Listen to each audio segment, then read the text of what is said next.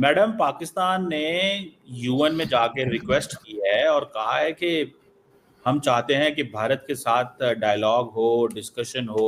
बहुत बड़ी खबर आपके साथ शेयर करने जा रहे हैं। बांग्लादेश की जानिब से 1000 केजी मीठे आम जो है नरेंद्र मोदी को एज अ गिफ्ट भेजे गए हैं। भारत और तुर्की के विवाद के बीच अब ग्रीस भी तुर्की से उलझ गया है। हम नॉर्मलाइजेशन चाहते हैं, हम मीडिएशन चाहते हैं, हम जुडिशियल प्रोसेसेस को वैल्यू देना चाहते हैं। जब से बांग्लादेश बना है उसको चलाने वाला सिर्फ इंडिया ही है। उनकी एग्रीकल्चर हो, उनकी इंडस्ट्री हो, उनका एक्सपोर्ट हो या फिर उनके यहाँ पावर प्लांट, सबका सब इंडिया से आ रहा है। भारत के वहाँ पे जो एम्बेसडर साहब हैं उन्होंने कहा जी पाकिस्तान जो है वो सीरियल मांगता है, ये आईएमएफ से पैसे मांगता है और दहशतगर्दी कराता है।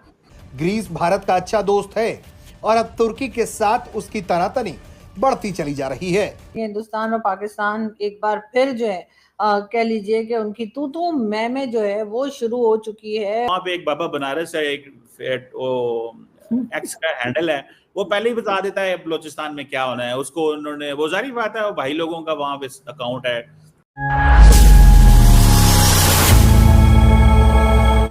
मैडम, पाकिस्तान ने यूएन में जाके रिक्वेस्ट की है और कहा है कि हम चाहते हैं कि भारत के साथ डायलॉग हो, डिस्कशन हो, हम नॉर्मलाइजेशन चाहते हैं, हम मीडिएशन चाहते हैं, हम जुडिशियल प्रोसेसेस को वैल्यू देना चाहते हैं। एफर्ट की कि मजीद डायलॉग की बात की जाए, इंगेज किया जाए, लेकिन इंडिया जो है वो कह रहा है नहीं आप दहशतगर्दी कराते हैं। तो डोंट यू थिंक कि इंडिया को थोड़ी हमारी इस ऑफर को कबूल करना चाहिए, डायलॉग को?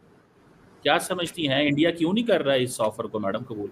बांग्लादेश की जानिब से 1000 केजी मीठे आम जो है नरेंद्र मोदी को एज अ गिफ्ट भेजे गए हैं। अगर मैं इसको बात करूं ये मैंगो डिप्लोमेसी है तो ये गलत नहीं होगा। ये वही मोहम्मद यूनुस है जो एंटी इंडिया था, ये वही मोहम्मद यूनुस है जो कि एंटी हिंदू था, ये वही मोहम्मद यूनुस है जो बांग्लादेश को इंडिया से कट करके बांग्लादेश का फ्यूचर पाकिस्तान और चाइना के साथ बनाना चाहता था। लेकिन जैसे ही गंगा वाटर ट्रीटी सस्पेंड होने की बात हुई, जैसे ही इंडिया ने जो है ट्रांसशिपमेंट फैसिलिटी बंद की, बॉर्डर इनके ऊपर बंद किए, मेडिकल फैसिलिटी बंद की और बांग्लादेशी तमाम वर्कर को जब इंडियंस ने बाइकआउट करके बाहर निकाला तो आज मोहम्मद यूनुस उनको मीठे आम भेज रहे हैं। मीठी डिप्लोमेसी चाहते हैं, मतलब कि ढके छुपे अल्फाजों में अगर मैं कहूं तो बांग्लादेश पैचअप चाहता है इंडिया के साथ, जो कि उनके लिए बहुत बेहतर है, छोटी इकोनॉमीज के लिए बहुत बेहतर है, क्योंकि जब से बांग्लादेश बना है उसको चलाने वाला सिर्फ इंडिया ही है। उनकी एग्रीकल्चर हो, उनकी इंडस्ट्री हो, उनका एक्सपोर्ट हो या फिर उनके यहाँ पावर प्लांट, सबका सब इंडिया से आ रहा है। और आज यूनुस ने मीठे आम भेजे।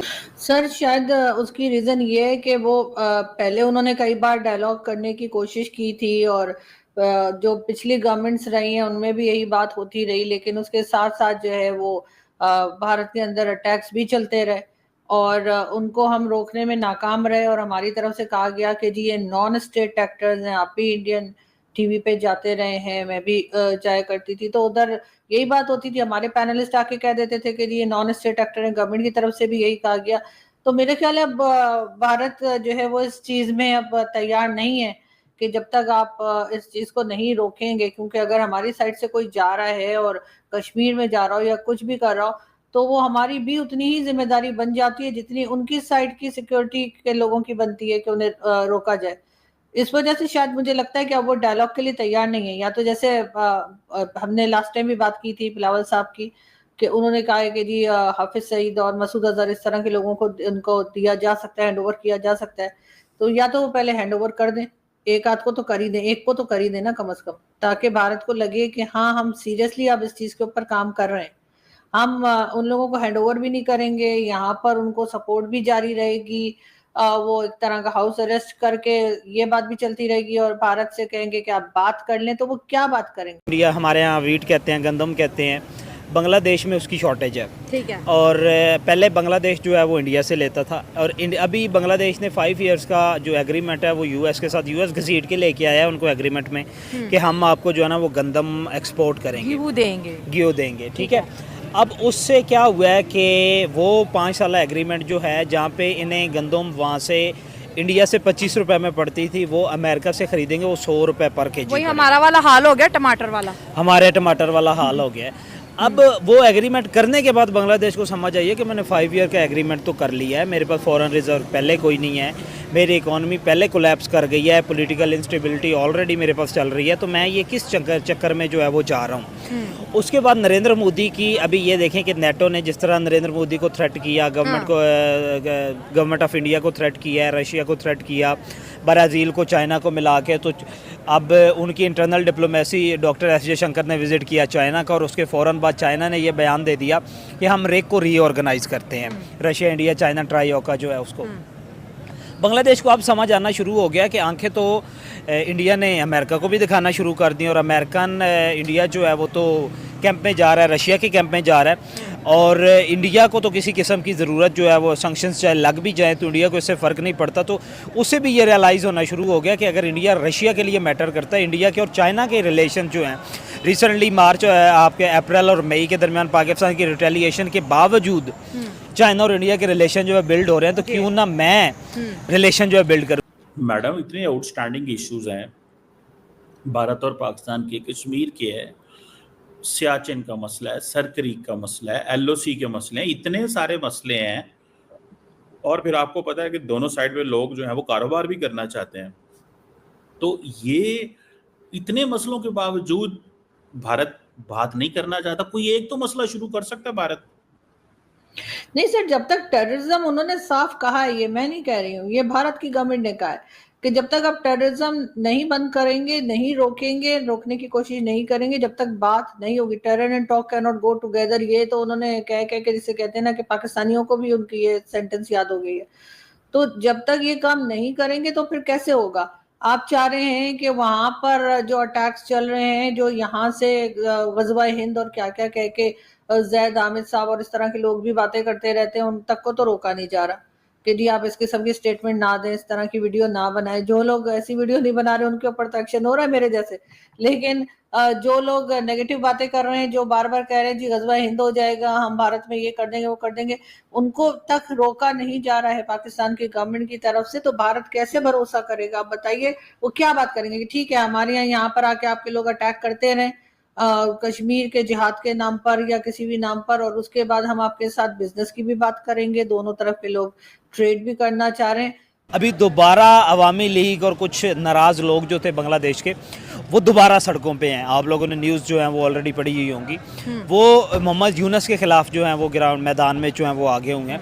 तो उसके क्योंकि मोहम्मद यूनस को ये पता है कि इसको नो डाउट कि अवामी लीग सपोर्ट करे, और अवामी लीग को कौन सपोर्ट कर रहा है, वो इंडिया सपोर्ट कर रहा है। उसे पता है कि अगर अवामी लीग जो है वो अपनी फुल स्ट्रेंथ के साथ दोबारा, ये नहीं मानती कि वो यहाँ पे कुछ कराते हैं, लेकिन आप ये मानने को बिल्कुल तैयार हैं कि जनाब पाकिस्तान वहां पे बहुत कुछ करा रहा है, लेकिन वो जो उनके नेटवर्क्स हैं उसको आप सिंपली इग्नोर कर देती हैं। नहीं सर, मैं इग्नोर नहीं कर रही, लेकिन खत्म करें नेटवर्क आए, मोहब्बत करें, ये हम कह रहे हैं बस। सर आप वहाँ खालिस्तान के लोग जो कनाडा में और कहाँ उनको सपोर्ट करेंगे आपके, जब आपके टीवी पे अभी जिस वक्त ये लड़ाई चल रही थी दोनों कंट्रीज के बीच में, आपने वहां से पुन्नू क्या नाम है उसको जी जियो टीवी पे आपके सबसे बड़े न्यूज चैनल पे बिठाकर उसका इंटरव्यू ले रहे हैं सलीम साफी साहब। तो आप इस तरह के टेररिस्ट जो है वो टीवी पे बिठाएंगे, जो भारत में कहते हैं, कभी कहते हैं पार्लियामेंट पे अटैक कर दूंगा, कभी कहता है एयरलाइन को अटैक कर दूंगा, और इस किस्म की बातें करते हैं। आप वहां पे जाके खालिस्तान वालों को सपोर्ट करना शुरू कर देंगे, और उसके बाद आप समझेंगे कि भारत जो है वो बलूचिस्तान का नाम ना ले। तो ये तो सर ऐसे तो नहीं होता ना। हेलो दोस्तों, नमस्ते, जय हिंद। दोस्तों, पाकिस्तान एक बार फिर से यूएन में जाकर भारत की पैर पकड़ के गिड़गिड़ाया। उसने कहा हम भारत से बातचीत करना चाहते हैं, भारत एक बार हमसे बात कर ले। पाकिस्तान को एक बार फिर से भारत की याद आई है, क्योंकि इस बार भारत ने ऑपरेशन सिंदूर में पाकिस्तान की कुटाई तो की ही है, लेकिन पाकिस्तान की तरफ जाने वाले पानी को रोककर पाकिस्तान को बंजर और प्यासा मरने पर मजबूर कर दिया है। सिंधु जल समझौता रद्द कर दिया। जैसे ही जम्मू कश्मीर में बारिश होती है तो भारत पानी को अधिक मात्रा में छोड़ देता है पाकिस्तान को बगैर जानकारी शेयर किए हुए, जिससे पाकिस्तान बाढ़ में डूब जाता है। कभी पानी रोक लेता है भारत तो पाकिस्तान प्यासा मरने लगता है, और भारत से व्यापार बंद होने से पाकिस्तान की इकोनॉमी डूब गई। पाकिस्तान सिर्फ इसी को लेकर भारत से बातचीत करना चाहता है। पाकिस्तान दिल से भारत से बातचीत नहीं करना चाहता, क्योंकि पाकिस्तान को बैठे बिठाए फ्री का खाने को मिल ही रहा है। जब कभी अमेरिका को भारत पर दबाव बनाना होता है तो पाकिस्तान से कहता है जाओ भारत पर भौंको, तो पाकिस्तान भारत पर भौंक लेता है और दो आतंकी हमला करवा देता है और बदले में अमेरिका पाकिस्तान के सामने डॉलर फेंक देता है। कभी चाइना के कहने से भारत के सामने भौंक लेता है तो कभी चाइना डॉलर फेंक देता है। पाकिस्तान के दिन धीरे धीरे कट रहे हैं। दिक्कत पाकिस्तान को पानी और इकोनॉमी की है, इसलिए वो भारत से बातचीत करना चाहता है।